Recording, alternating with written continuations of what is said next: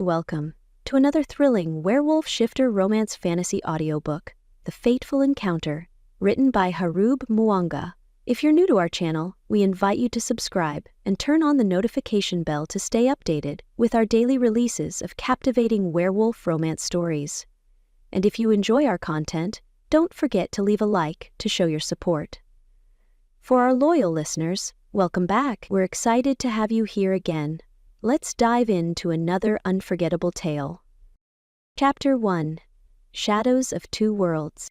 The overhead fluorescent lights in the lab flickered ominously, as if they too were done with the day. I sympathized. I stretched my arms over my head, groaning dramatically. "All right, lab rats, we've done our time. I say we overthrow the tyrannical reign of late-night research and flee into the world." My co-worker, Ian, barely glanced up from his microscope. "You say that every night?" "Yes, but tonight, I mean it." I snapped my laptop shut, brushing away a few errant crumbs from my sad excuse for dinner. Half a granola bar and an untouched apple. Nutrition, thy name is regret. Outside the lab's glass doors, the city had begun its shift change. Offices dimmed while neon signs flickered to life, painting the streets in washes of electric blue and fiery red. People in expensive suits scurried toward the subway, their faces bathed in the glow of their phone screens. Somewhere in the distance, a busker played a jazzy tune on a saxophone, the notes floating through the crisp autumn air like smoke curling from a chimney. I loved this time of night. It was that perfect in-between moment, when the world wasn't quite done with the day but hadn't fully surrendered to the mystery of the night. A space where anything could happen. Well, anything except magic. Because magic didn't exist. Not in my world, anyway. I reached for my bag, my fingers brushing against the cool metal of my necklace, an old pendant that had been in my family for generations. It was a strange thing. Silver, with delicate engravings spiraling outward like a celestial map. A few people had asked if it meant something, and I always said no because I didn't know if it meant something. My mother had worn it, and her mother before that. And according to family legend, some long-lost ancestor had been given it by a mysterious stranger under a blood moon. Superstitious nonsense, obviously. Still, I never took it off. "Earth to Avery," Ian's voice snapped me back to reality. He smirked, shoving his glasses up the bridge of his nose. "You got that dreamy look again. Thinking about quitting and running off to Paris?" I scoffed. "Paris is overrated. They charge too much for coffee." I slung my bag over my shoulder and made for the exit, winking at Ian as I passed. Besides, the only mystery I need in my life is whether my landlord finally fixed the hot water. "Stay safe, Morgan." I pushed through the doors, stepping into the evening air, my breath visible in little puffs. Safe. I liked safe. Safe meant predictable. Safe meant human, and I had every intention of keeping it that way, even if, as I turned the corner, my pendant hummed against my skin. Like a whisper I wasn't quite ready to hear. The forest breathed. Not in the poetic way humans like to imagine, with leaves swaying gently in the breeze and crickets singing some whimsical night melody. No, this was something older, something with weight. The trees stood too still, the wind had forgotten how to whisper, and the moonlight felt which meant trouble. I exhaled through my nose, adjusting the cuff of my leather jacket as I scanned the darkness between the trees. "Tell me you feel that," I said, keeping my voice low. "Feel what?" Ezra, my second in command, stepped beside me, his boots crunching softly against the forest floor. "You mean the ominous, doom-laden silence?" "No, boss, I feel nothing at all." Sarcasm. "Fantastic. Spread out," I ordered, rolling my shoulders to fight off the itch crawling down my spine. "Something's wrong." The rest of the pack wordlessly obeyed, fanning out in smooth, practiced movements. We weren't just any wolves. We were Blackwood wolves, a name that carried enough weight in the supernatural world to make lesser creatures reconsider their life choices. Ezra remained at my side because, of course he did. "You think it's rogue activity?" he asked, his voice all business now. No, I scanned the towering trees, looking for the thing that should be here but wasn't. It's something else. Something older. Ezra whistled low. You're going cryptic on me. That's never a good sign. I didn't answer, because at that moment I felt it again. A shift in the air, like a thread in reality had been tugged ever so slightly. Something ancient was stirring. Ezra must have felt it too, because his usual easygoing expression flattened into something serious. You ever get tired of being right? All the time. A branch snapped in the distance, and the entire pack tensed. My wolves weren't the kind that spooked easily. We were predators at the top of the food chain. But whatever lurked beyond those trees, it wasn't prey. And then, as if the night itself had a sense of dramatic timing, the wind picked up, rustling the leaves above us. I caught the scent of something familiar, but wrong, like a song played in the wrong key. Ezra inhaled sharply. Damon. I already knew. The prophecy. The fated mate prophecy. A cold weight settled in my gut. Not because I didn't believe in destiny, not because I feared whatever was coming, but because I did believe. And fate, she had a twisted sense of humor. Chapter 2. The Fateful Encounter. The universe had a sick sense of humor. One minute I was enjoying my post-work ritual, hot tea, fuzzy socks, and judging reality TV contestants from the comfort of my couch. The next, I was outside, in the cold, like some sleepwalking idiot drawn to an invisible siren song. I didn't remember deciding to leave my apartment. One second I was reaching for the remote, the next, I was standing at the edge of my street, staring down the darkened road that led toward the forest. Logic told me to turn around. Logic was smart. I, unfortunately, was not. The night air pressed against my skin, charged with something different. The usual city sounds, car engines, distant chatter, the occasional drunk guy singing off-key, had faded. Instead, there was silence. The kind that didn't just exist, but waited. I took a cautious step forward, then another. The streetlights flickered as if reconsidering their entire life choices. Great, now even technology was being dramatic. And then, I saw him, a figure emerging from the shadows of the tree line, moving with a predatory grace that sent every warning bell in my body shrieking. Tall, broad shoulders wrapped in a dark coat, hair so effortlessly tousled it should have been illegal. His entire presence screamed danger, but not the kind that made you run, the kind that made you want to lean in, just to see what would happen. My breath hitched, and like a total idiot, I just stood there. Then he looked at me, and my world tilted. I don't mean in the metaphorical, oh my god he's hot kind of way, though, objectively, this was something else. A tug deep in my chest, an invisible thread, pulling me toward him like I was some helpless marionette and he was the puppeteer. What the hell?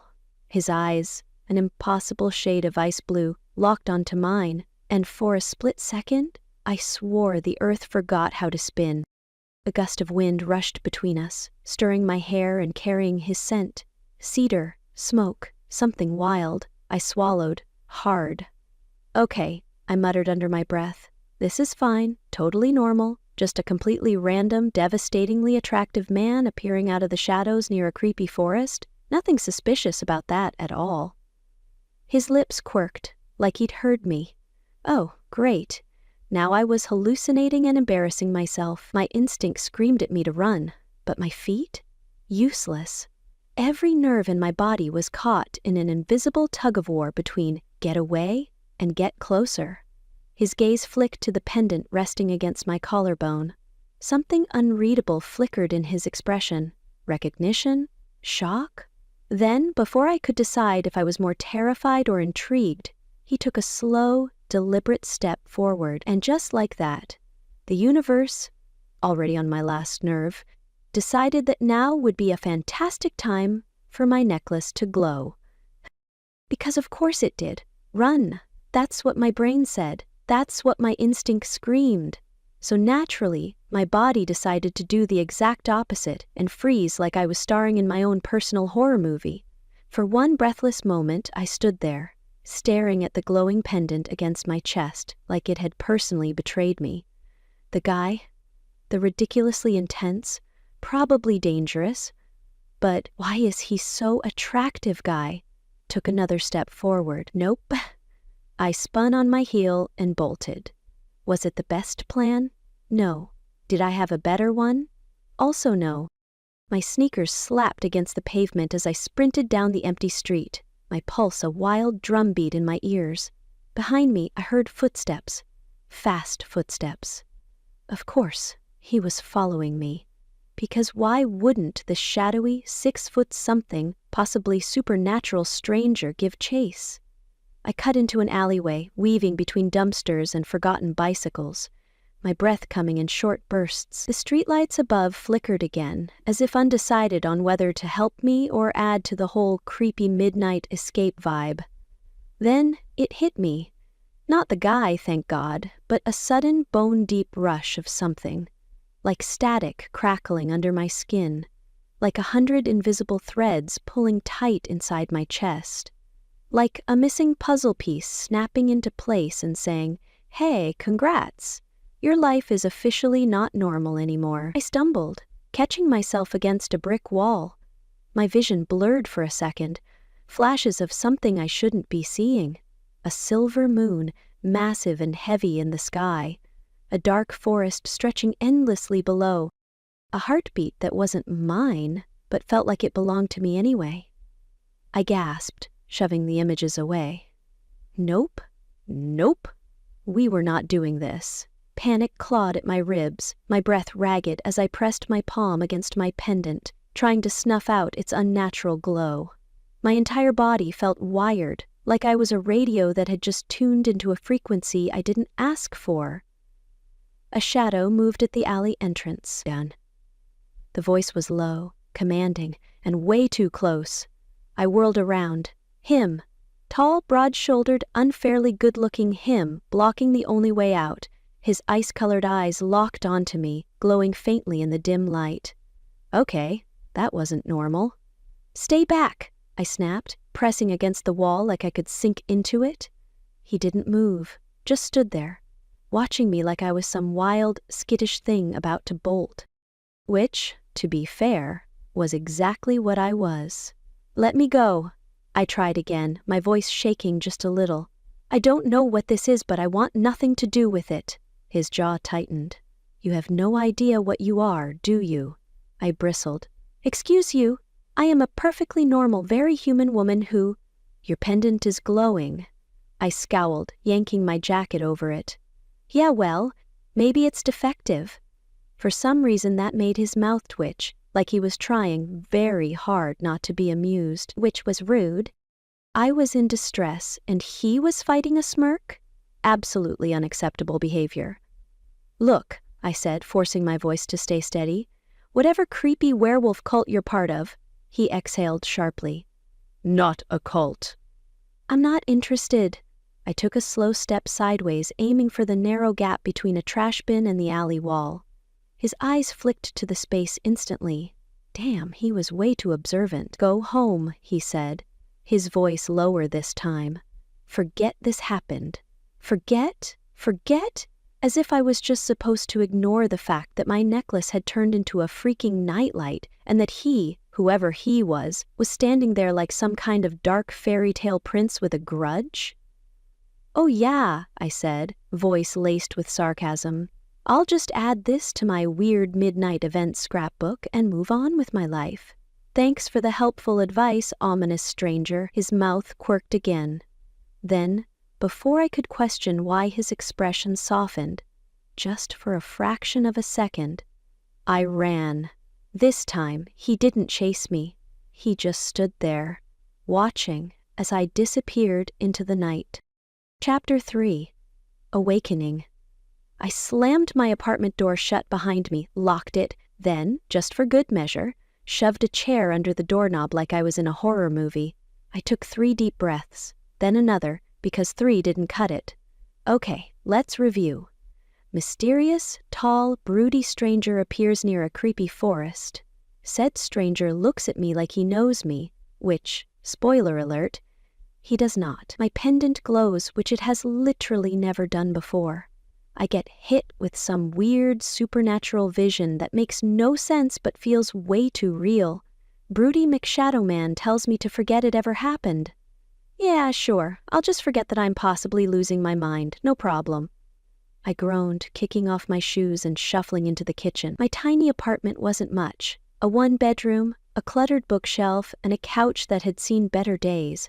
But it was mine, and right now, that was the only comforting thing about this night.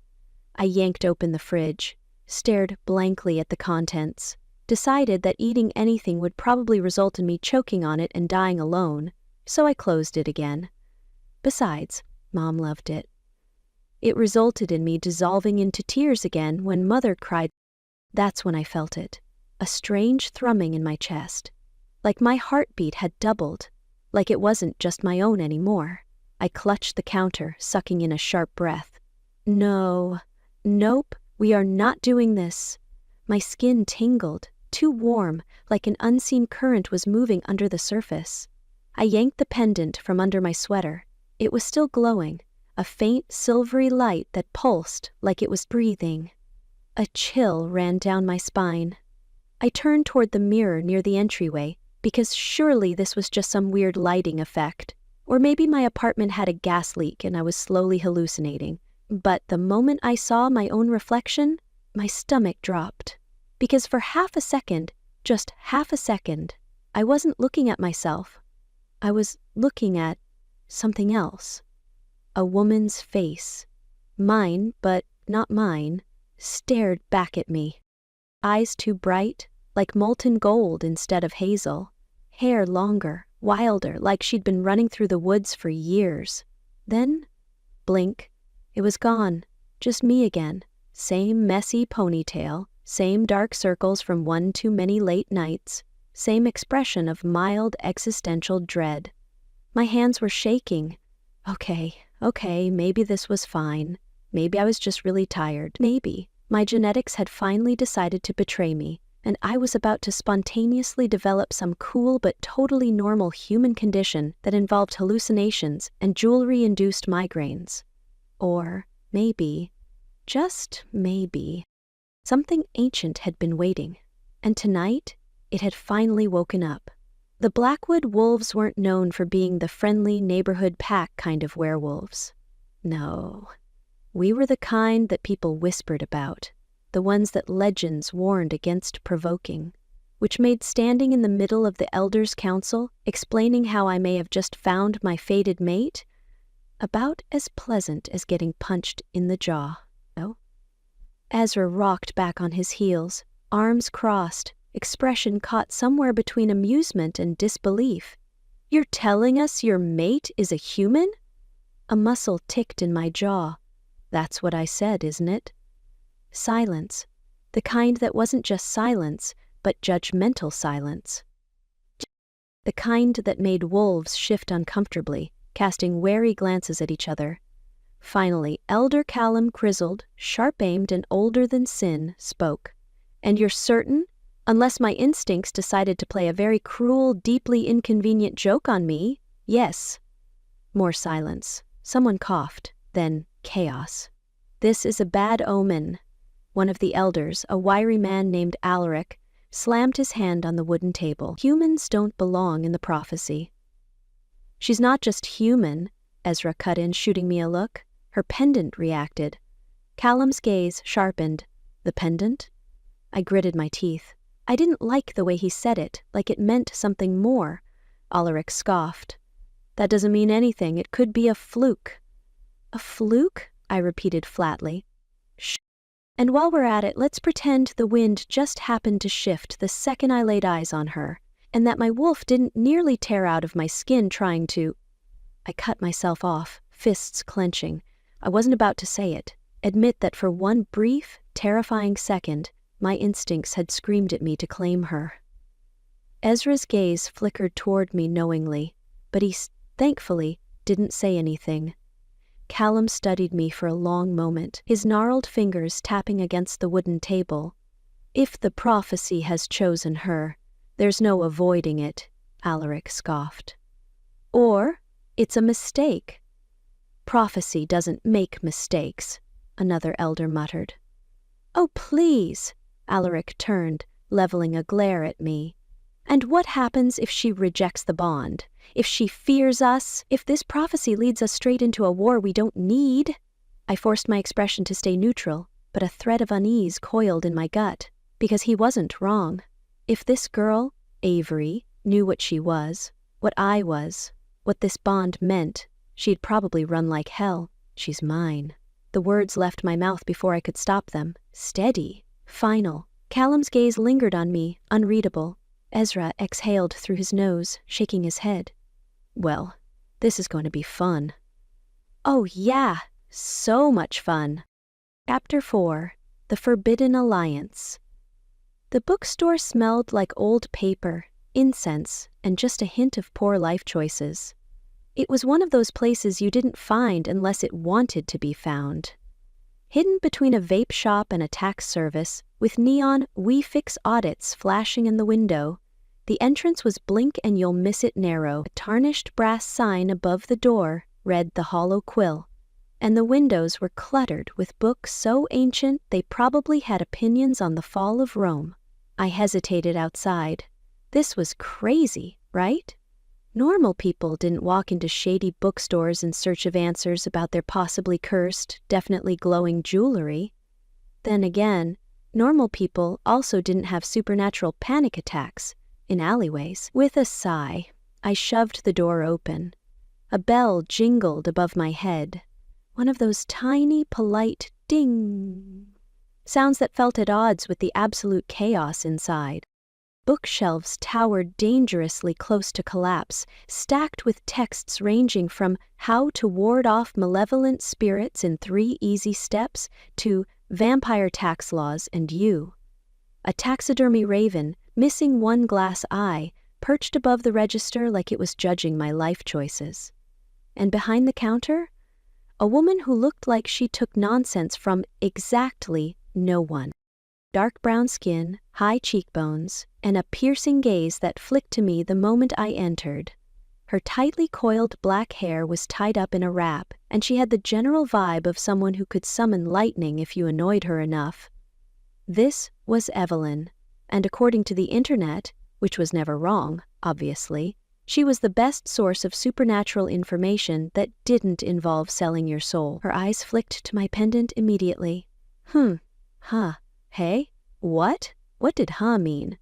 I cleared my throat, gripping the strap of my bag. Hi, No refunds. I blinked. I didn't buy anything. She arched a brow. You're about to. Okay, not ominous at all. I hesitated, debating whether I should just cut to the chase or ease into it with small talk. But considering my necklace was still faintly pulsing like a tiny supernatural heartbeat, time was probably not on my side. "I need answers," I said, stepping closer. "About this." I tapped the pendant. Evelyn's expression didn't change. "And what makes you think I have them?" "I don't." I tilted my head. "But I do know you specialize in the weird, and, well," I gestured vaguely at my own existence. "I'm having a very weird week." That earned me a slow, considering stare. Then, to my utter horror, she smirked. "Let me guess," she drawled. It's a spurious glowing object. Unexplained physical symptoms. Weird dreams? Maybe a cryptic, brooding stranger lurking in the background? I opened my mouth, closed it, narrowed my eyes. "How do you know that?" She shrugged, stepping out from behind the counter and weaving through the maze of bookshelves. "Lucky guess. Or maybe I've seen this exact scenario play out before." I frowned. "So, I'm not crazy?" You're absolutely crazy." She plucked a thick, leather-bound book from a shelf and tossed it onto a nearby table. "But that's not the main problem, is it?" I exhaled sharply, dragging a hand through my hair. "You know what this is, don't you?" Evelyn met my gaze, all amusement gone. I know it's dangerous. My stomach dipped. She turned the book toward me, tapping a page, filled with ancient script and an illustration of something that looked alarmingly familiar. This symbol, she said, pointing. It's not just decoration. It's a mark, a claim. I swallowed hard. A claim? By what? Evelyn's gaze darkened. By something very, very old. Something in her tone made my skin prickle. Like she wasn't just giving me a warning, like she was speaking from experience. And suddenly, I had a very bad feeling that my life had just gotten a whole lot more complicated. I had expected the back room of the Hollow Quill to be, well, a room. Maybe a cluttered office with some messy paperwork, a cup of half-drunk tea, and a cat sleeping in a pile of dust. What I had not expected was a literal treasure trove of supernatural chaos. Shelves lined the walls, filled with ancient-looking manuscripts, glass jars containing things I didn't want to identify, and one particularly aggressive-looking skull perched ominously on a wooden crate. A massive circular table sat in the center, covered in parchment, half-melted candles, and what looked suspiciously like a cursed compass. Okay, I muttered, stepping inside. This is definitely where people get hexed. Evelyn snorted. Relax, newbie. No one's hexing you. Yet. Comforting. She moved toward the table and unrolled a massive piece of parchment, revealing intricate symbols and faded ink that looked at least a few centuries past its expiration date. I squinted. Let me guess. That's a totally normal document and not, say, a cursed contract binding me to an immortal entity? Evelyn smirked. Not quite, but you're warm, not comforting either. I folded my arms, watching as she pointed to a circular emblem on the parchment, one that looked alarmingly similar to the symbol engraved on my pendant. This, she said, is an ancient clay mark. It's been used in supernatural circles for centuries, and it's not random. I exhaled slowly. Okay, humor me. What does it mean? Evelyn leaned against the table, tapping the page. It means someone or something staked a claim on your bloodline long before you were even born. I blinked. I'm sorry, my what? She gestured around us, her tone patient, like she was explaining basic algebra to a very slow student. You're not just some random human who accidentally wandered into the supernatural world. You were meant to be here. The bond, the pendant, She waved a hand at my entire existence. Whole glowing jewelry, weird visions, mysterious broody man thing. It's not new. It's history repeating itself. I stared at her. You're telling me my family has been... what? Secretly tied to the supernatural for generations? Evelyn lifted a brow. It'd explain a lot, wouldn't it? I opened my mouth to argue. Closed it. Scowled. Because, annoyingly, she was not wrong. It would explain why my mother never took the pendant off, why she always seemed oddly aware of things most people ignored. Shadows moving when they shouldn't. The way the air shifted just before a storm. The feeling that something was watching even when nothing was there. And it would explain why I was currently standing in the back room of a mystical black market library, being told that my entire bloodline was probably cursed. I ran a hand through my hair. Okay, fine. Let's say I believe you. Evelyn's lips twitched. That was fast. I threw my hands up. What do you want me to say? No, that sounds ridiculous. While my necklace literally pulses with supernatural energy, I might not have a PhD in weird, but I can put 2 and 2 together. Evelyn grinned. Glad to see you're catching up. I sighed, rubbing my temples. So what now? Evelyn's gaze flickered to the pendant at my throat. Now, we figure out who's been waiting for you. A chill rolled down my spine.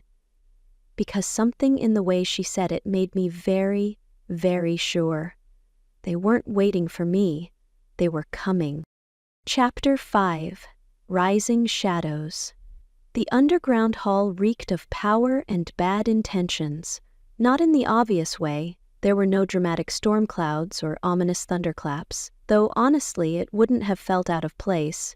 But the air was thick, charged with a kind of energy that made the skin prickle, like the space itself had teeth. And at the center of it all, Ravenna sat at the head of a long decadent table, one hand curled around the stem of a silver goblet, the other resting lazily on the armrest of a throne-like chair she'd absolutely stolen from some forgotten monarch. Her presence was all wrong, the kind that made even the most powerful creatures in the room shift uncomfortably, as if their instincts were screaming, "Run, run, run!" She liked that. The candlelight flickered against her impossibly pale skin, casting sharp shadows over high cheekbones and cold, calculating gray eyes.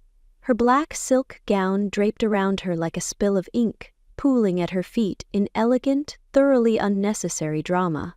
But that was the thing about Ravenna. She loved unnecessary drama. She swirled the wine in her goblet, not because she intended to drink it, but because she enjoyed the effect, the pause before the inevitable bad news. Across from her, a wiry man with sallow skin and a permanently haunted expression shifted nervously. "The bond has formed," he muttered. Ravenna smiled, sharp, knowing, dangerous. "Has it now?" "Blackwood found her," another voice chimed in, belonging to a woman with striking, unnaturally green eyes. "The human." "Human," Ravenna repeated, rolling the word across her tongue like a wine she wasn't sure she liked. "What a delightful inconvenience!" A scoff came from the shadows. A tall, scarred man leaned against a pillar, arms crossed, gaze filled with thinly veiled disdain. "Inconvenience! This is an opportunity. Blackwood is vulnerable." Ravenna's fingers tapped idly against the rim of her goblet, her expression unreadable. They weren't wrong. A fated bond was powerful, dangerous in the right hands, but catastrophic in the wrong ones. And if one half of that bond had no idea what she was... Oh, that was deliciously messy. Ravenna leaned forward slightly, her silver rings glinting in the candlelight. "And how exactly do you suggest we use this little... development?" The scarred man smirked. "The girl is his weakness. If we separate them before she understands the bond, before she's fully connected to him, the effects will be devastating." A slow, wicked smile curled at Ravenna's lips. "Oh, I do love devastation." The woman with green eyes hesitated. "There's still the matter of her lineage. If she's truly tied to the old blood, there could be complications." Ravenna waved a hand dismissively. "Complications make things interesting." The scarred man stepped forward, his grin predatory. "Then let's make things very interesting."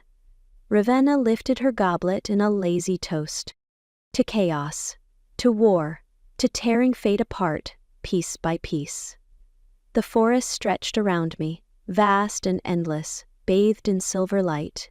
Moonlight pooled in the clearing, catching the frost-kissed grass, making the night feel suspended, paused, in some ancient, waiting breath. The kind of night where the air was too still, too charged, like the world was holding its breath before something shifted. Much like me, I exhaled, running a hand through my hair, exhaustion curling at my edges. The pack was restless. Ezra had made his concerns clear, the elders weren't pleased, and Alaric, predictably, had spent the better half of the evening pacing and muttering about how a human mate would be the ruin of us all. And maybe, just maybe, I agreed with him. I wasn't supposed to feel this pull, this all-consuming bone-deep certainty that she was mine. Avery Morgan, a human, my mate. The one thing I wasn't prepared for. I clenched my jaw, tilting my head toward the night sky, where the moon hung heavy, round, and far too knowing. The universe had a twisted sense of humor. I had spent my life preparing to lead this pack, to uphold the ancient traditions, to protect my people, to carry the weight of duty without faltering. And now? Now, fate had decided to drop a human into my lap, stare me in the face, and say, "Handle it." Handle it, like it was some simple thing. Like she wasn't already under my skin, tangled in my instincts, in my thoughts, like she wasn't already making me question everything. I closed my eyes, inhaling the crisp night air, the scent of pine, earth, and something deeper. The pack. They were watching me, even if they weren't here, their loyalty, their trust. It was a presence, a weight that never left my shoulders. They needed a leader. Not a man torn between his duty and his fate, not a wolf at war with his own instincts, not someone foolish enough to— A snap of a branch in the distance. My muscles tensed, my wolf just beneath the surface, listening, waiting. But the wind shifted, carrying only familiar scents. Ezra, of course. "You gonna keep brooding all night?" His voice drifted through the trees before his figure emerged from the shadows, arms crossed, expression unreadable. I huffed out a humorless laugh. "Apparently." Ezra tilted his head, studying me. Then, after a beat, "You're thinking about her?" I didn't answer. Didn't need to. He sighed, stepping closer, the moonlight catching the knowing smirk playing at his lips. "You know, I think I actually prefer you when you're growling at things." I shot him a look. Ezra shrugged. "Look, I get it. This is complicated." Understatement. "But she's yours, Damon." His voice was softer now. "Whether you like it or not." I clenched my jaw. "I never said I didn't like it." Ezra's smirk widened. "Oh, I know." I rolled my eyes and turned away, letting the silence settle between us. The weight of the night pressed against my skin, the moon watching.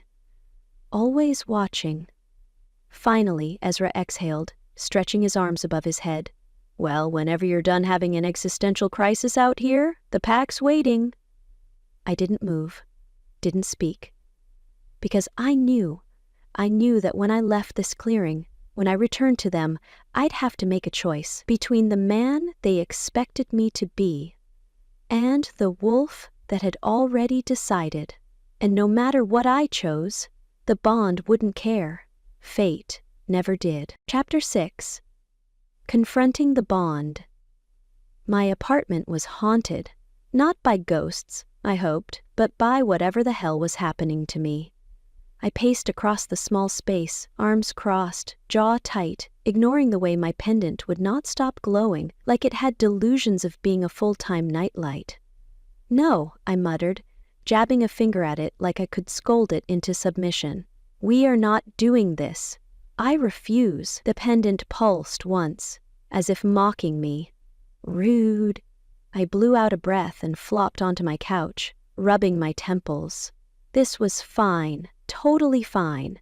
People had unexplained glowy jewelry incidents all the time, right? Probably, somewhere. The moonlight outside spilled through my window, silver and too bright, making the room feel charged, like the air before a storm. Then, the shift happened. A sudden, gut-wrenching pull in my chest, like something had grabbed me from the inside and tugged. My breath hitched, the pendant flared, and a wave of heat rolled over my skin, leaving behind a tingling sensation that wasn't quite pain, but wasn't comfortable either. I stumbled to my feet. No, not now. My reflection in the dark window caught my attention. And that's when I saw it, my eyes wrong. Too bright. Almost glowing, the hazel flecked with gold. My breathing turned uneven, my limbs aching, my skin feeling too tight like I was stretching into something not quite human. Oh, hell no, this was not happening. I gripped the edge of the counter, knuckles white. "I am not transforming in my tiny overpriced apartment. Do you hear me, universe?" No response. Of course. A sharp, unfamiliar sensation rippled through me, a presence brushing against the edges of my mind, something ancient and unknowable but familiar. Like a forgotten melody I almost recognized. And worse? Worse was the tether, the invisible, undeniable thread pulling me towards something. Or someone. My stomach clenched, because I knew what it was pulling me toward. I clenched my teeth. Damon. As if saying his name made it worse, a new surge of heat rolled through me and I gasped, clutching at my chest. My heartbeat wasn't just mine anymore. It was his, too. Panic clawed at my ribs. No. I shook my head, backing up until I hit the wall, trying to breathe past the sensation of not being alone inside my own body. This isn't real. Another wave of heat, longing, need. My knees nearly buckled. This was his fault, his stupid supernatural connection, his stupid unreadable gaze, his stupid fate-bound destiny nonsense. I wasn't supposed to feel like this. I wasn't supposed to want. A knock at the door, loud, insistent. I sucked in a sharp breath. I already knew who it was, and I wasn't ready for what would happen if I opened that door. The forest was unreasonably dramatic at night. The stars were too bright, the moon was too big, and the trees? They absolutely knew something I didn't, which, frankly, was rude. I huffed, shifting on the mossy log I'd claimed as my temporary research station. In front of me, my phone screen glowed with a very unhelpful search result. Bond. 1. To seek professional help, exorcist, witch, or morally flexible wizard. Fantastic, because wizards were just hanging around waiting to fix my deeply inconvenient life choices. I groaned and flopped onto my back, staring up at the sky. I am not built for this. The pull in my chest, that stupid, invisible tether, had been relentless all day, like a soft but insistent whisper pressing against the edges of my mind. Damon. I hated how his name felt like a gravity well, pulling me in, whether I wanted it or not. And worse, I did want it. I shut my eyes. Nope. Nope. We were not thinking about that. A twig snapped in the distance. I shot up so fast I nearly fell off my log. Oh, come on, I muttered, already knowing exactly who it was before he even stepped into view. Because of course, he was here. Damon emerged from the shadows, moving with that annoyingly effortless, predatory grace, like he wasn't even trying. The moonlight hit his ridiculous cheekbones in a way that was honestly unfair, and his ice moonlight eyes locked onto mine with far too much intensity. His voice was quiet. "You're avoiding me," I scoffed. Wow, what gave it away, the fact that I ran? Or the fact that I'm currently Googling how to unsubscribe from Fate? A muscle ticked in his jaw. He stepped closer. I stepped back. He exhaled through his nose. "Avery?" "Nope." I held up a hand. "We're not doing this. Avery?" His tone lowered, the kind that made my stomach flip in ways I did not appreciate. "You can't run from this." I threw my arms up. "I can try."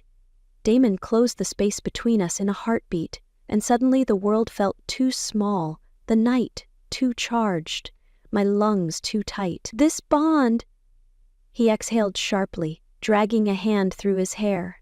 "It's not a curse, Avery." I let out a sharp, humorless laugh. "Oh yeah? Tell that to my glowing jewelry and my severely compromised autonomy." He held my gaze, steady, unshaken.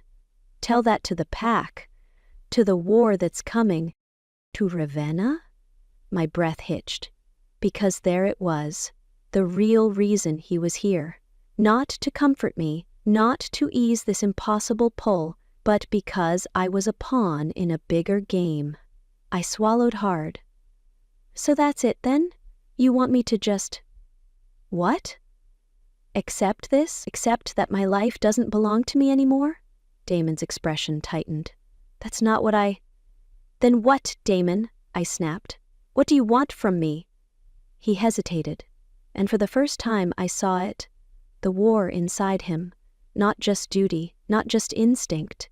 Something softer, something raw, something that looked a hell of a lot like longing. His throat bobbed. I need you to trust me." My heart lurched. Because he meant it. Because this wasn't just about the bond anymore. It was about us. The night hummed around us, the wind carrying secrets, the stars holding their breath. Damon exhaled. We're stronger together, you know that.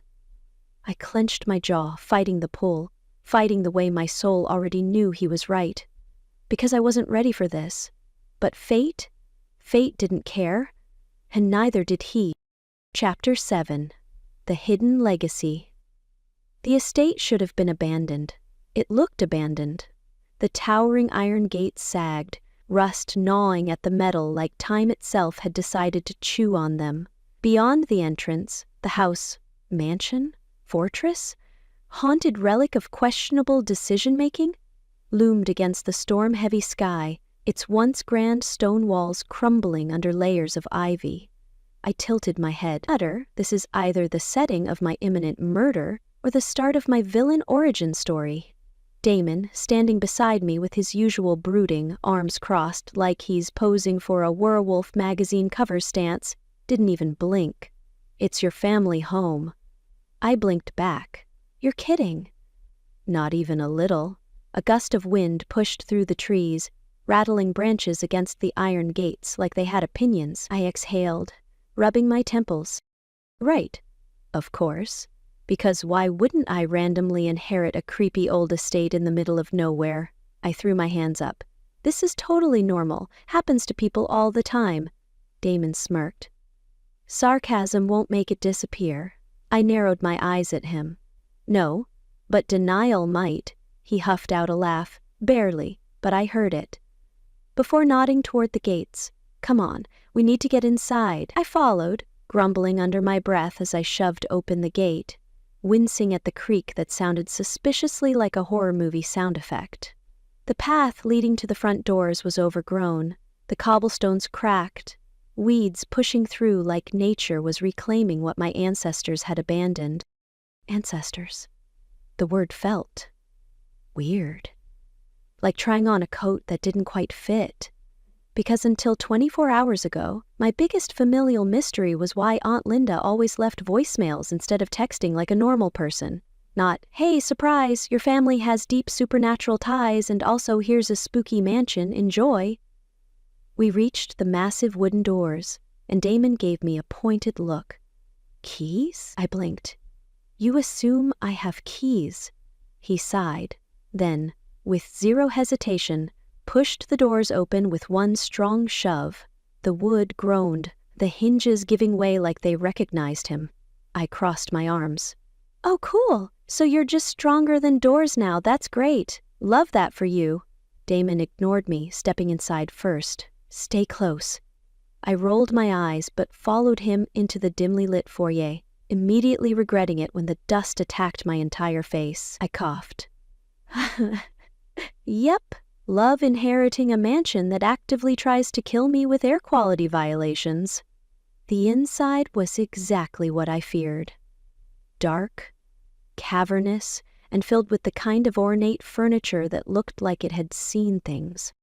Massive chandeliers hung from the ceiling, their crystals covered in dust. A grand staircase curved up into shadows, its railing carved with intricate symbols I didn't recognize. My fingers traced the patterns absently. Something about them felt familiar. Damon watched me. Recognize it? I shook my head. I don't know. Maybe. Because that was the problem. I didn't remember anything about this place, but something in me did. A soft glow caught my eye. Not a lamp, not the moonlight. Something else. I followed the faint shimmer to a massive bookshelf along the far wall. Nestled between two ancient-looking tomes was a small silver crest. The same symbol as my pendant. I hesitated. Then, before my common sense could yell at me, I pulled the crest. With a low click, the bookshelf shuddered, then swung inward, revealing a hidden chamber beyond it. I turned to Damon, wide-eyed. Okay. This just got cool, he exhaled, shaking his head. You have a very skewed definition of cool. Ignoring him, I stepped inside. The chamber was small, lined with old books, relics, and most notably, several leather-bound diaries stacked neatly on a wooden table. Dust covered everything, but the moment I reached for one, I felt it. A pull, a memory that wasn't mine. Flash, a woman standing where I stood now, her hair loose around her shoulders, her expression set with determination. "We must protect the balance," she whispered. "The Blackwood wolves need us. The bond must endure." Flash, a man golden-eyed like mine, holding out the very pendant that now rested against my chest. "This will keep our bloodlines safe," he said, voice thick with emotion. "You must never remove it." Flash, a battlefield, wolves, fire, magic splitting the sky. My heart slammed against my ribs as I stumbled back, sucking in a sharp breath. Damon was beside me instantly. "Avery?" I shook my head, pressing a hand to my forehead. I saw them. My ancestors." I swallowed. "They knew the Blackwood wolves. They fought for them, with them." Damon's expression was unreadable. "You were never meant to be separate from this." I looked down at the diaries. My fingers traced the gold lettering on the nearest one. The name engraved there sent a fresh wave of dread and familiarity curling in my stomach. Eleanor Morgan. My great-great-something grandmother, and the last recorded guardian of the supernatural balance. I exhaled shakily. Well, I muttered. Guess that explains why fate won't leave me alone." Damon huffed a quiet laugh. "I could have told you that." I shot him a look. "Next time maybe tell me before the supernatural visions start." He smirked, but his eyes softened. "Would you have believed me?" I hesitated. No, I wouldn't have, but now I didn't have a choice. Because this was my legacy, and something told me I was about to find out exactly why fate had been waiting for me. The storm outside had opinions. Lightning flashed through the estate's broken windows, illuminating the dusty ancient chamber like some divine special effects team had been hired to make this moment extra dramatic. Thunder rumbled overhead, deep and unrelenting, rattling the very foundation of my newly inherited problem mansion. Because of course I would be dealing with an identity crisis during a Gothic-level storm. "Okay," I muttered, pacing between relic-covered tables. "Let's review. I am apparently not just a human, but a legacy guardian of the supernatural balance, whatever that means. My great-great-something grandmother was tied to the Blackwood wolves, which, surprise, also means my fate is wrapped up in theirs, and, to top it all off, I yanked my pendant from beneath my sweater. It pulsed softly, alive, its glow syncing with the rhythm of my heartbeat. I scowled at it. This thing is ruining my life." Damon, leaning against a stone pillar, arms firmly crossed in his signature brooding stance, exhaled through his nose. "You're being dramatic." "Oh, I'm sorry," I snapped. "Did your jewelry suddenly decide it was sentient and hijack your destiny?" He smirked. "No, but I do turn into a wolf, so." I narrowed my eyes. "Not the flex you think it is, buddy." He shrugged, completely unbothered, which only irritated me more. I turned back to the pendant, lifting it up so it caught the flickering candlelight. It was beautiful, I'd admit.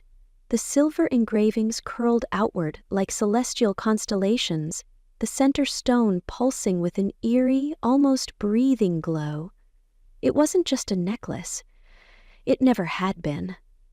A gust of wind slammed against the stained glass windows, rattling the walls. Something shifted inside me. Deep, intrinsic, old.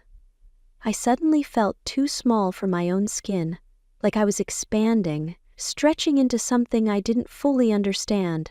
I swallowed hard. What if I don't want this?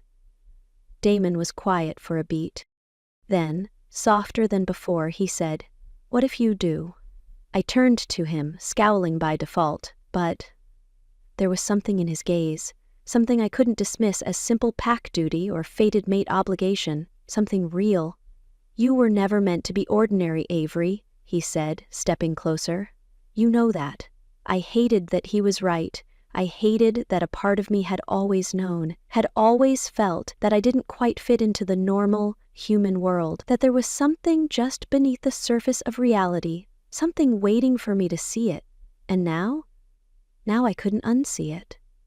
Thunder cracked, shaking the walls, and suddenly the pendant flared, bright, blinding, its light spilling over my skin, sinking into my veins. I gasped, stumbling back, but Damon caught my wrist, steady, grounding. "Avery." His voice was firm, anchoring. I clutched the pendant, heart pounding, feeling power unfurl inside me like an ancient sleeping beast stretching after a long hibernation. And then I accepted it. I didn't fight the pull. I didn't reject the truth. I let the light sink in, merge, become part of me. The glow settled into a soft hum against my chest. No longer fighting, no longer forcing itself to be seen, because it didn't have to. I wasn't running anymore. Damon studied me, his grip on my wrist loosening slightly, but his eyes never leaving mine. Something shifted between us. "You okay?" he asked, voice lower now. I took a breath, then another. Then I smirked. "So, do I get a cool title now, like Celestial Guardian of the Moon Wolves or something?" Damon huffed out a laugh, shaking his head. "Gods help us all," but his lips twitched. Like he was relieved. Like he knew I had finally chosen this, and there was no turning back. Chapter 8. Betrayals and Fractures. The Werewolf Pack's council chamber looked exactly like what you'd expect from an ancient secret society of supernatural beings. A cavernous stone hall, torches flickering ominously, and a heavy sense of old magic pressing down like a warning. Honestly, a little dramatic, but considering the mood in the room, fitting. I stood near the entrance, arms crossed, as Damon took his place at the long, curved table at the center of the chamber. The elders, a collection of wolves so old and powerful they made Damon look like a reckless teenager, were already seated, watching, waiting. Ezra, Damon's second-in-command and usual provider of dry sarcasm, looked uncharacteristically tense, which was never a good sign. Alaric, the elder who had made it painfully clear he was not a fan of my existence, leaned forward, his voice a growl. "You should have told us sooner, Blackwood." Damon's jaw tightened. "I needed proof." "Well," Ezra muttered, rubbing his temple, "congrats, you got proof." "Wish it wasn't such a colossal disaster." That caught my attention. "Oh, fantastic," I said, stepping forward. "So we've moved on from vague, ominous meetings to actual disasters. Love that. Super fun." Ezra shot me a "you're not helping" look. Damon, however, didn't flinch. "It's Julian." The chamber stilled. I frowned. "Julian? As in the guy who helped patch me up after my last supernatural meltdown?" "The same," Damon said tightly. "That wasn't great." Julian was one of the trusted ones. One of the wolves who had stood by Damon for years. He wasn't as cocky as Ezra or as openly grumpy as Alaric, but he was steady, reliable, the kind of wolf who wouldn't betray his own unless he'd been manipulated. I inhaled sharply. "Ravina," Damon nodded, eyes like ice and steel. A murmur spread across the chamber, voices low and uncertain. Ezra exhaled sharply. "We don't know how deep it bows. Julian swears he didn't mean to betray us, that it was an influence." He hesitated, then added grimly, "A blood spell." My stomach dropped. Magic that twisted your will wasn't just dangerous, it was cruel. Alaric slammed a hand against the table. "And he's compromised. You know what that means." Damon's entire body tensed, but he said nothing. "Oh no. Oh, absolutely not." "Hold on," I cut in, stepping forward. "You're not seriously suggesting—" "Death," Alaric said bluntly, as if it were that simple. "We can't risk him turning on us again." "Jesus," I muttered, running a hand through my hair. "You guys ever consider therapy?" Ezra coughed, clearly hiding a laugh. Damon, however, didn't react. His expression was stone, but I could see it. the war in his eyes. He didn't want to kill Julian, but he also knew what was at stake. I stepped closer to him, lowering my voice. "Damon, he's your friend." Damon's jaw ticked. Alaric scoffed. "This is exactly why the mate bond is a liability." A hush fell over the room. I narrowed my eyes. "Excuse me?" Alaric leaned back in his chair, smug. "You think we don't see it?" Blackwood hesitates. Now. "He questions himself. Because of you." He gestured vaguely in my direction, like I was some bad decision Damon had accidentally picked up at a garage sale. "This bond makes him weak," Damon growled, low and dangerous. "Or," I said sweetly, stepping forward with a smile that was absolutely fake, "it makes him stronger because he actually gives a damn." Alaric scowled. "Emotion is a weakness." I tilted my head. "Wow, what a fun way to live," Demon sighed. "Avery," I turned to him. "No, seriously, do you guys just suppress all feelings until you explode? Is there like a pack-sponsored rage therapy session? Because you clearly need one." Ezra muttered. "I would actually pay to see that." Alaric slammed his fist on the table again, looking ready to shift and maul me on principle. "Enough," Damon exhaled slowly, turning back to the council. "Julian will be confined, not killed." His voice left zero room for argument. "We figure out exactly what Ravenna did to him, and we fix it." Alaric scowled but didn't argue. The tension in the room did not ease, though, because everyone knew this wasn't just about Julian. This was about what came next. And the fractures forming in the pack were only getting bigger. Moonlight dripped through the trees, turning the clearing into something otherworldly. Too still, too expectant. I didn't like it. Everything in me itched, a crawling, unsettled feeling coiling in my gut, like I'd just walked into the part of a horror movie where the audience screams, "Don't go in there, you idiot!" But naturally, here I was, the idiot. Damon moved beside me, silent and sharp, his presence as steady as my pulse was not. "You sure about this?" I muttered. "No." "Great, fantastic, love that for us." Julian, the trusted pack member turned accidental traitor, stood in the center of the clearing, his face drawn, his stance uneasy. He looked like a man being crushed between guilt and duty. And in front of him, a circle. Not just any circle, a supernatural one, carved into the earth with precision, lined with symbols that made my pendant burn against my skin. I didn't need a PhD in, "Oh no, this is a terrible idea," to recognize a ritual meant to sever something.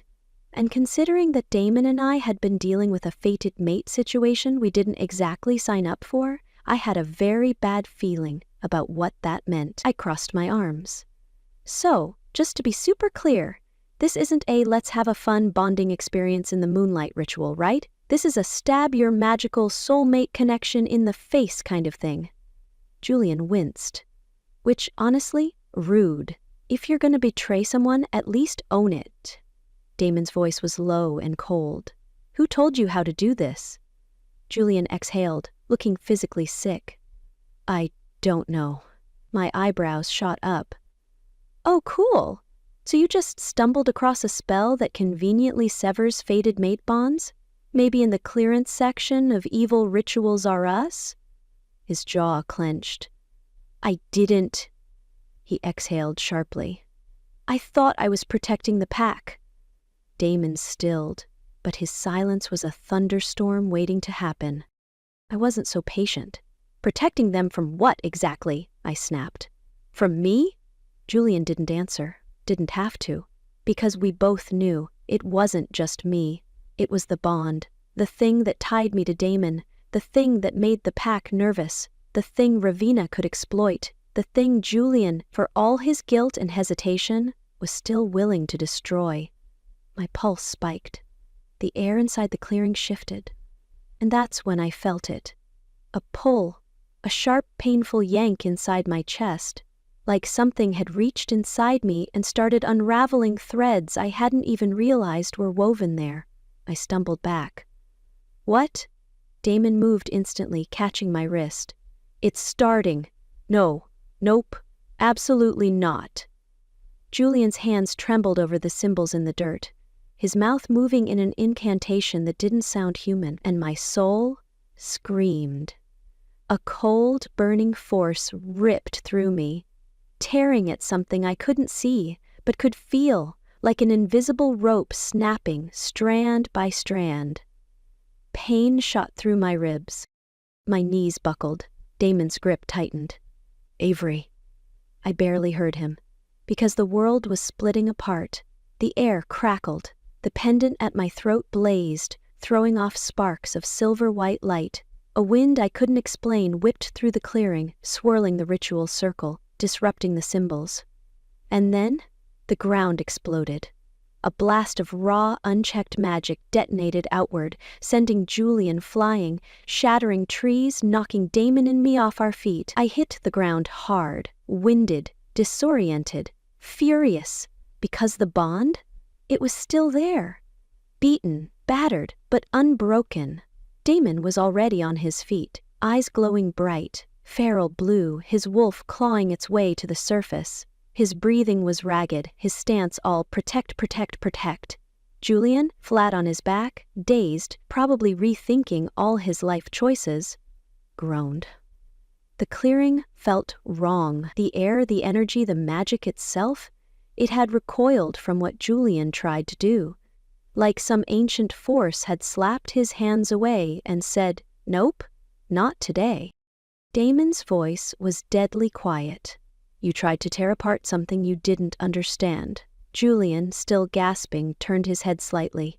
It didn't work. Damon's expression was stone and fire. No, Julian swallowed. Then, what did it do? The wind whispered through the trees. A sick weight settled in my chest. Because whatever had just happened, whatever had fought back against that spell, something else had felt it too. Something watching. Something waiting. I pushed myself up, still breathless, and for the first time I wasn't afraid of the bond, because I had a feeling we were going to need it. Chapter 9. Eclipse of Fate. The sky bled red, not in the end-of-the-world actual skies dripping kind of way, but close. The lunar eclipse had begun, staining the clearing in a deep, unnatural twilight. Shadows stretched too far, curling at the edges like they were alive, and the air buzzed with something ancient, something waiting. I tightened my grip on my pendant, feeling the heat of its magic thrumming against my palm. Tell me this isn't a bad idea, I muttered. Damon, standing beside me with all the calm intensity of a predator preparing for a kill, didn't look over. It's a terrible idea. I sighed. Great. Just checking. The forest behind us whispered, full of unseen eyes. The pack was waiting, wolves hidden among the trees, watching, waiting. Damon's presence beside me was steady, an anchor against the storm about to break. Then, the wind shifted, and I felt her. A slow, deliberate chill spread through the clearing, a presence pressing down on my bones, as if the world itself recoiled at her arrival. Ravina stepped forward, her silhouette sharp and elegant, her black gown moving like ink spilled across the earth. She smiled, like she'd already won. Ah, she said smoothly, voice curling like smoke. So this is where fate has led us. I swallowed the instinctual, nope, no thanks, let's leave reaction, bubbling in my throat. Instead, I tilted my head.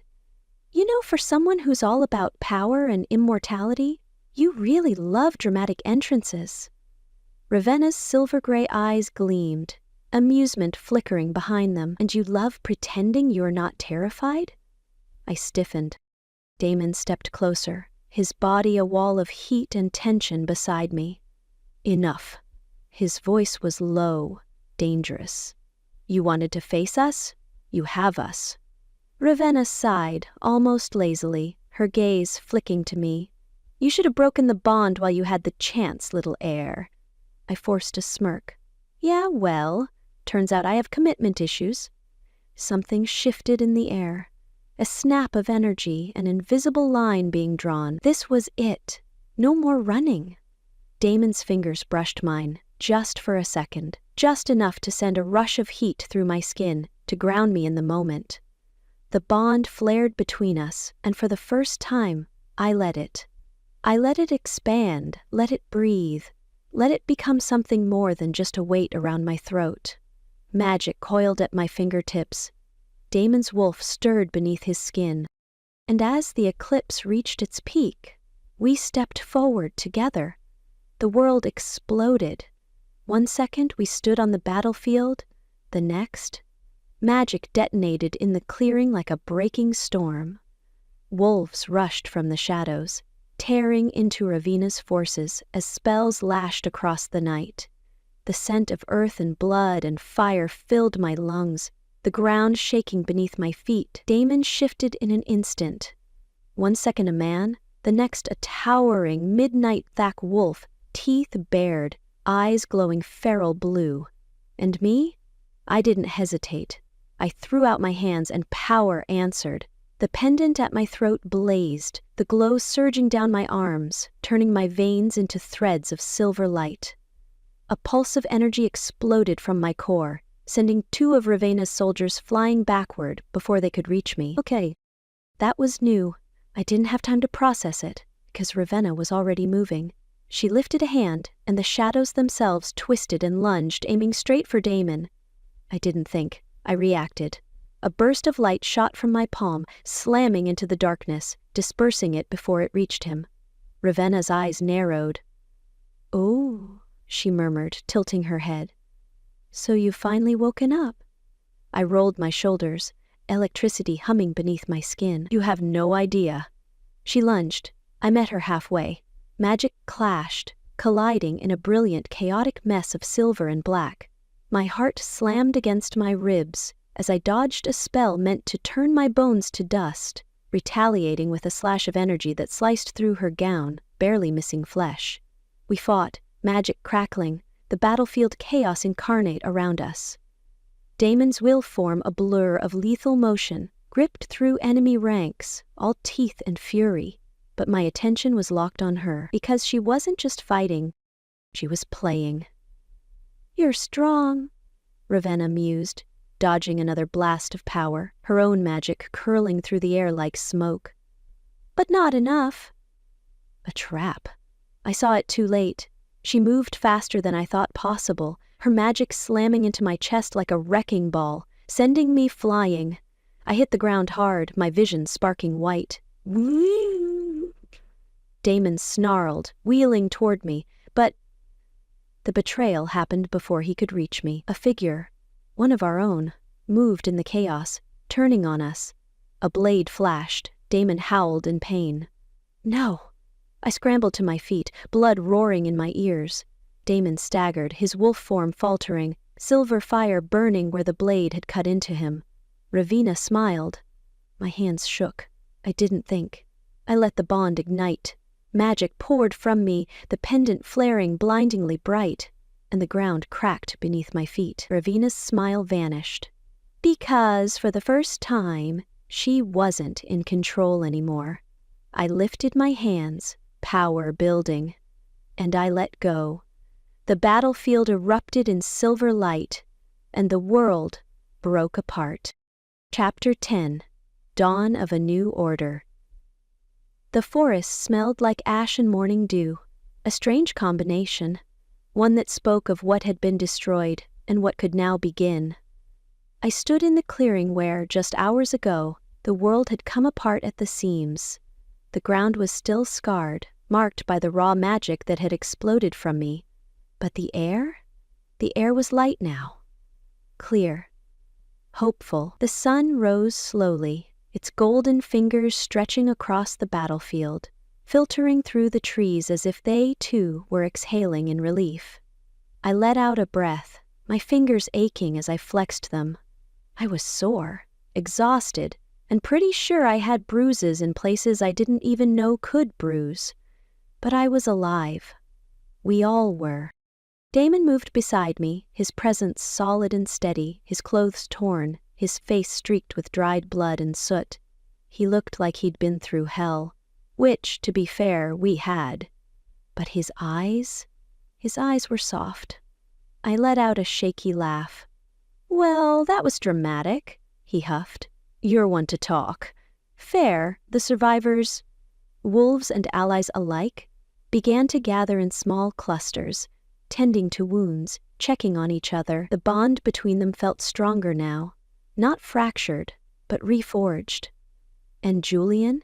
He stood at the edge of the clearing, still torn between guilt and relief, his shoulders weighted by what he had done and what had been done to him. I met his gaze. He braced himself, probably expecting anger. Instead, I offered a tired, lopsided smile. "You're an idiot." His brows lifted. "Like, a huge idiot?" I continued, crossing my arms. "And I'm going to regret this for the rest of my life. Level idiot." Julian exhaled sharply, dragging a hand through his hair. "I know," I sighed. "Good." Then, softer. "You were manipulated, Julian. Ravenna played you. It doesn't mean you're beyond redemption." He blinked, like he hadn't expected that, like he didn't think he deserved it. Damon stepped beside me, arms crossed, expression unreadable. "She's right," he said. "You have a lot to make up for." Julian swallowed, nodding once. "I know." I clapped my hands together. "Great, glad we settled that." I turned back to Damon. "Now please tell me there's food somewhere before I pass out dramatically in the dirt." Damon let out a huff of a laugh, shaking his head. The war was over. The wounds would heal, and somehow, against all odds, we had survived. The morning mist clung to the trees as I stood in the clearing near the ancestral estate, sunlight filtering through the leaves in soft golden ribbons. It was quiet here, peaceful, which, honestly, felt weird. After weeks of chaos, my body had apparently forgotten how to exist in silence. I exhaled, rolling my shoulders, letting the weight of everything settle into me. The pendant at my throat was cool against my skin now, no longer surging with wild magic, no longer a thing I fought against. Because I had finally stopped fighting it. This was who I was, not just Avery Morgan, human. Not just the girl who stumbled into a supernatural war, but a bridge, a guardian, and maybe, just maybe, something more. "You look serious." I turned at the sound of Damon's voice. He stood at the edge of the clearing, arms crossed, watching me with that unreadable, intense gaze that I had definitely not thought about too much. I smirked. "I think it's called reflecting on life choices, which, there've been a lot of lately." He snorted, stepping closer. "So? Any regrets?" I thought about it. About the chaos, the fear, the complete and utter upheaval of my life. Then I thought about him, about the bond between us, no longer a thing I resented, but something I had chosen. Something that had chosen me, too. I looked at him, feeling the answer settle deep in my bones. "No." Damon watched me, his blue eyes flickering in the sunlight, something soft and unspoken passing between us. "Good," he said quietly. We stood there for a moment, the weight of everything we had survived stretching between us, and then, because I was me, I broke the silence with, "So does this mean I get a cool new title, like Official Werewolf Diplomat Extraordinaire?" Damon groaned, dragging a hand down his face. "You're impossible." "Exactly," I grinned, "and now you're stuck with me." Damon didn't argue. He just smirked, shaking his head, before stepping closer. Just close enough that the bond hummed between us, no longer a force of chaos, but something steady, something real, something ours. I exhaled, my shoulders finally relaxing, my fingers brushing over my pendant one last time. A bridge between two worlds, a guardian of balance, and apparently, a very inconvenient soulmate to one broody werewolf alpha. Not bad for a girl who just wanted a normal life. But normal? Overrated. I glanced up at Damon, flashing him a smirk. So, what now? He tilted his head. Now, a slow, mischievous smile curled at the corner of his lips. Now, we make our own future. Epilogue. A quiet promise. The city hummed around us, soft and alive, full of neon lights and the warm buzz of humanity. But beyond it, just at the edges of its reach, the forest waited. Dark and ancient, filled with the quiet kind of magic that no one really noticed until they stepped too close. I had one foot in both worlds, and for the first time, I wasn't trying to pick a side. Damon walked beside me, our hands intertwined, his thumb brushing against my knuckles absently, like he'd forgotten to stop touching me. Not that I minded.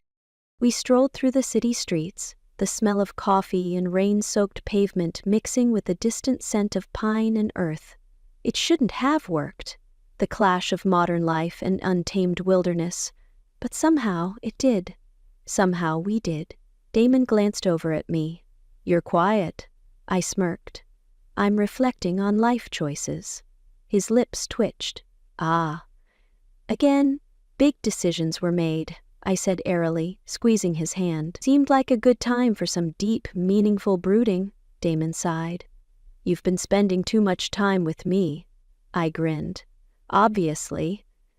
We reached the edge of the city, where pavement turned to dirt trails, where streetlights gave way to moonlight, where the world became something older.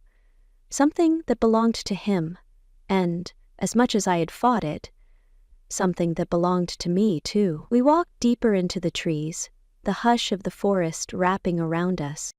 The air was crisp and full of promise, the sky endless above us, and for once there were no battles to fight, no prophecies to unravel, no curses waiting to ruin my day.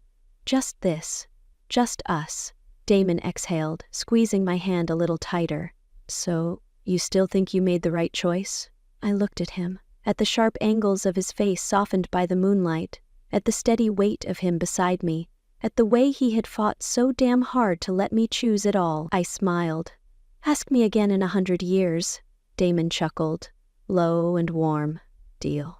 My pendant, the thing that started it all, the thing that had fought me every step of the way, rested against my chest, its glow soft and steady, no longer an unanswered question, but a quiet, constant truth, a promise, a bridge, a balance.